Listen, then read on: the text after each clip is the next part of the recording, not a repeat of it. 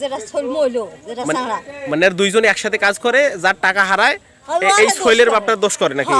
আচ্ছা আচ্ছা। এই 2000 টাকা ধরে এইটাই গোলমাল। এখন ছলের বাপের সাথে পারলে ছলেক ধরে চাতাল বাজার সংলগ্ন একটা 7 বছরের মেয়ে বাচ্চাকে আজকে মেরে ফেলা হয়েছে। তো এর সূত্রটা উদ্ঘাটনের জন্য মূলত আমরা এখানে যাচ্ছি এবং আমরা বিষয়টা পর্যবেক্ষণ করার জন্য যাচ্ছি। তো আমি এবং আমার ছোট ভাইরা সহকারে এখানে যাচ্ছি। তো এখানে যে বালু দেখতেছেন, এই বালুর নিচে মেয়ে বাচ্চাটাকে মেরে ফেলে ঢাকা দিয়ে রাখা হয়েছিল। পরবর্তীতে গ্রামবাসী বিষয়টা জানতে পারে এবং তৎক্ষণাৎ রিয়াকশন নেয়। তার বাড়িঘর সব কিছু পুড়ে দেওয়া হয় এবং তাকে পুলিশের হাতে তুলে দেওয়া হয়। তো আমার কথা হচ্ছে যে তাকে পুলিশের হাতে তুলে দেওয়ার আগেই তাকে গণধোলাই দেওয়া উচিত ছিল। এক কথায় তার বাড়িঘর ভেঙে ফেলা হয়েছে।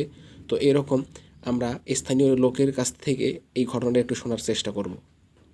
মানে যেটা ছল মইলো যেটা সারা মানে আর দুইজনে একসাথে কাজ করে, যার টাকা হারায় এই শৈলের বাপটা দোষ করে নাকি? আচ্ছা আচ্ছা। এই 2000 টাকা ধরে এইটাই গোলমাল। এখন ছলের বাপের সাথে পারলে ছলেক ধরে এই তো মানে ছোট্ট একটা ছেলে, এখানে ছেলের উপর রাগ থাকে, ওর বাপের সাথে হলে এই কাজটা করতে পারে। মানে এই ব্যাপারটা আসলে নিশ্চিত ওই বাচ্চাটার নাম কি? ছেলের নাম বা কি বয়স কত হতে পারে? 8 বছর 8 বছর বয়স। কোন ক্লাসে পড়ে তোমার সাথে? নাই, তুমি নাম জানো না? বাচ্চাটার নাম কি? বাচ্চাটার নাম কি যেটা মারা গেছে? সুলকুনা? ও তাহলে তোরা তো পারেন। নাম কি সুলকুনার নাম কি কও দেখি? আর ফিনে বলে নাম নাকি? আর এখানে না ভাই, ও করে বান্দি এক ডাঙ্গে জনগণের হাতে দল গেলে তুলি। এই বাড়িতে যেভাবে ঘুরছে এইভাবে রাখি দিয়ে পুড়ি মারা উচিত। হ্যাঁ ঠিক আছে, ভিতরে রাখি দিয়ে পুড়ি মারা উচিত। কতটা নিষ্ঠুর হলে এই কাজটা করতে পারে? কর পুলিশে দেওয়ার আগে খোলা রাখো।